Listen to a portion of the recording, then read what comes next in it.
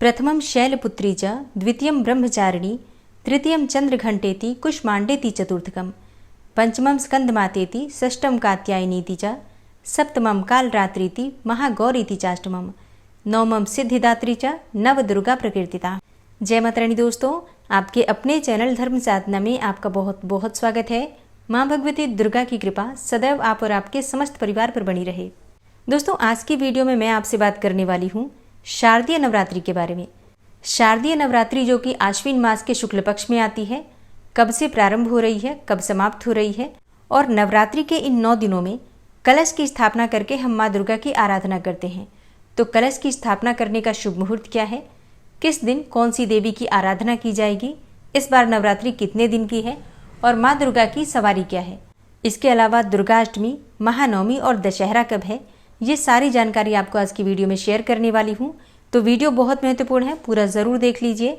और अगर वीडियो अच्छी लगे तो इसे लाइक भी ज़रूर कीजिए, क्योंकि आपके लाइक्स, आपके कमेंट्स मेरे लिए बहुत महत्वपूर्ण होते हैं। ये एकमात्र जरिया हैं जिनसे मुझे पता चलता है कि आपको ये वीडियो अच्छी लगती है और आपके लिए ये वीडियो उपयोगी है। तो अगर वीडियो अच्छी लगे तो लाइक तो ज़रूर ही किया कीजिए। दोस्तों, शारदीय नवरात्रि का प्रारंभ होता है पितृपक्ष के अगले दिन से, यानी कि जो सर्वपितृ अमावस्या होती है उसके अगले दिन से ही, प्रतिपदा तिथि से ही कलश की स्थापना करके शारदीय नवरात्रि का प्रारंभ हो जाता है। ये नवरात्रि आती है शरद ऋतु में, इसलिए इसे शारदीय नवरात्रि कहते हैं। एक नवरात्रि चैत्र मास में आती है, उसे कहते हैं चैत्र नवरात्रि। इसके अलावा 2 गुप्त नवरात्रि भी होती हैं, जैसे कि आषाढ़ मास में और माघ मास में। तो सनातन धर्म में 4 नवरात्रि मानी गई हैं, 2 गुप्त नवरात्रि और 2 प्रकट नवरात्रि। इनमें से शारदीय नवरात्रि और चैत्र मास की नवरात्रि का बहुत अधिक महत्व माना गया है। नवरात्रि के इन 9 दिनों में माँ दुर्गा के 9 स्वरूपों की आराधना की जाती है और फिर दुर्गा अष्टमी और महानवमी के दिन माँ दुर्गा का स्वरूप मानकर कन्याओं की पूजा की जाती है और हवन किया जाता है, और इसके बाद इस व्रत का समापन किया जाता है और फिर अगले दिन दशहरा मनाया जाता है। अब बात करें कि प्रतिपदा तिथि कब से प्रारंभ हो रही है, कब समाप्त हो रही है, और नवरात्रि की प्रतिपदा तिथि का व्रत हमें कब धारण करना है। तो देखिए, वैदिक पंचांग के अनुसार आश्विन मास के शुक्ल पक्ष की प्रतिपदा तिथि प्रारंभ हो रही है 3 अक्टूबर को सुबह 12:18 पर और समाप्त हो रही है 4 अक्टूबर को सुबह 2:58 पर।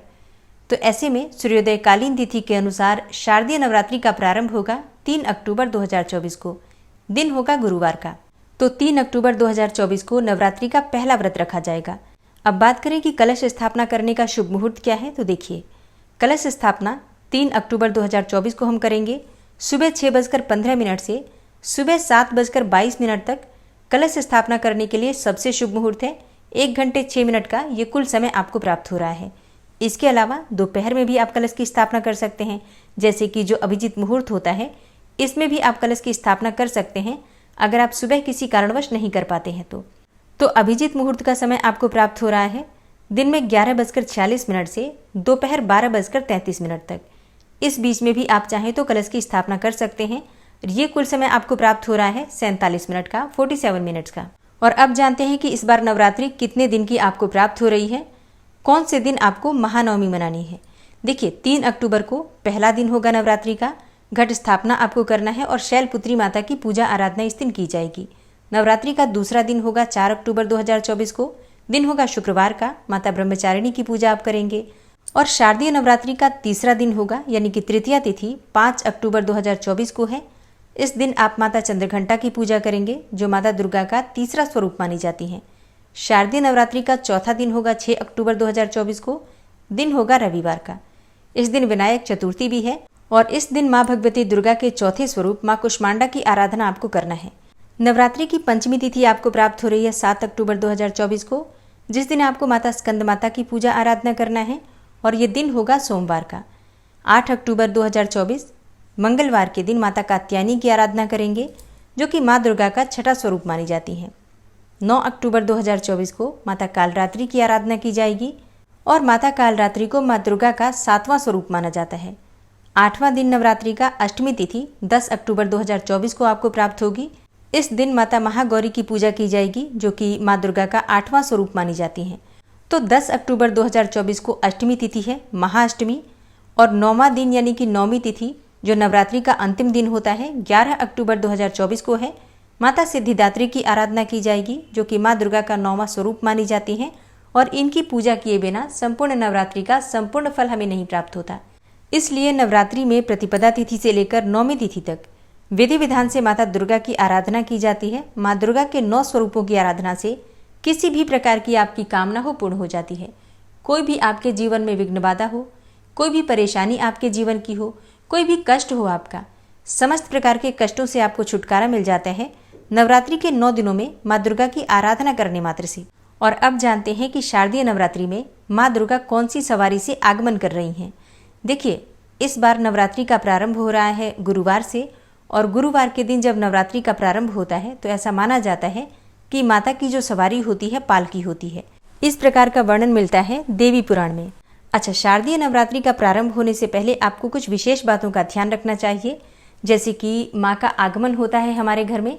ऐसा माना जाता है कि प्रतिपदा तिथि से लेकर और नौमी तिथि तक माँ दुर्गा इस धरती पर अपने भक्तों के घरों में वास करती हैं।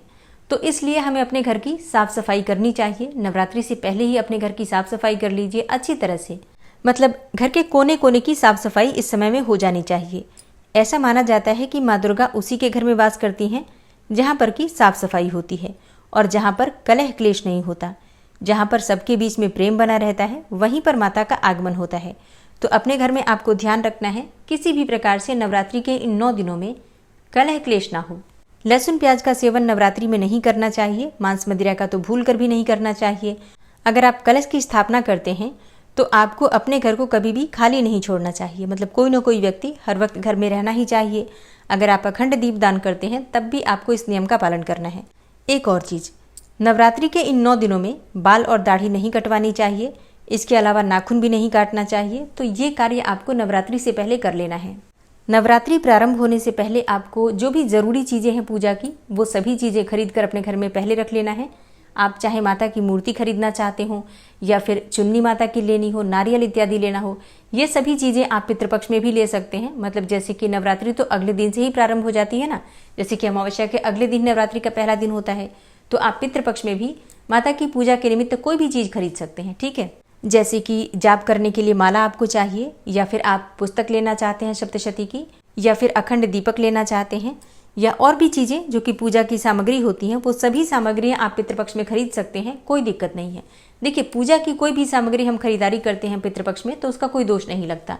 अपने लिए कुछ नहीं खरीदना चाहिए, और अगर खरीद भी लेते हैं तो उसे धारण नहीं करना चाहिए। ठीक है, तो इस बार नवरात्रि का प्रारंभ हो रहा है 3 अक्टूबर 2024 से। दिन होगा गुरुवार का। माता की सवारी होगी पालकी, मतलब जिस सवारी से माता का आगमन होगा वो पालकी होगी। और नवरात्रि का समापन शनिवार को हो रहा है, और शास्त्रों के अनुसार जब शनिवार को नवरात्रि का समापन होता है तो माता पैदल जाती हैं। ऐसे में इस नवरात्रि में आपको कुछ बातों का विशेष ध्यान रखना है। विधि विधान से माँ दुर्गा की आराधना करके दुर्गा सप्तशती का जितना हो सके पाठ करना है। अगर आप पाठ नहीं कर पाते हैं किसी भी कारणवश, तो आप प्रतिदिन का पाठ सुन भी सकते हैं। हमारे इस चैनल पर दुर्गा सप्तशती का पाठ आपको प्रतिदिन सुनाया जाता है, आप लोग जरूर सुना कीजिए। इसके अलावा नवरात्रि में आपको नवाड़ मंत्र का जप जरूर करना चाहिए। ओम ऐं ह्रीं क्लीं चामुंडाय विचे। इस मंत्र के जप से आपकी किसी भी प्रकार की कामना पूर्ण होती है। तो पूरे विधि विधान से अगर हम माँ दुर्गा की आराधना करते हैं, मंत्रों का जप करते हैं और सात्विक आचार विचार व्यवहार रखते हैं, तो किसी भी प्रकार की हमारी कामना हो माँ दुर्गा की कृपा से पूर्ण होती है। और अब जानते हैं कि साल 2024 में दशहरा कब है, विजयादशमी कब मनाई जाएगी। तो देखिए, 12 अक्टूबर 2024 को विजयादशमी अर्थात दशहरा मनाया जाएगा। दोस्तों, उम्मीद करती हूँ ये वीडियो आपके लिए उपयोगी होगी। इसके अलावा भी अगर आपका कोई प्रश्न हो, कोई विशेष वीडियो देखना चाहते हैं तो कमेंट बॉक्स में ज़रूर लिख दीजिए। और आज की वीडियो अगर आपको अच्छी लगी हो तो वीडियो को लाइक कीजिए, शेयर कीजिए, और चैनल पर पहली बार आए हैं, अगर अभी तक आपने चैनल को सब्सक्राइब नहीं किया है तो आज की वीडियो अगर आपको अच्छी लगे तो चैनल को सब्सक्राइब करके बेल आइकन को ज़रूर प्रेस कर लीजिए। इससे ये होगा कि इस चैनल पर जो भी नई वीडियो अपलोड होंगी उनकी नोटिफिकेशन आपको सही समय पर प्राप्त होगी। मिलती हूँ मैं आपसे अगली वीडियो में, तब तक के लिए जय श्री राधे।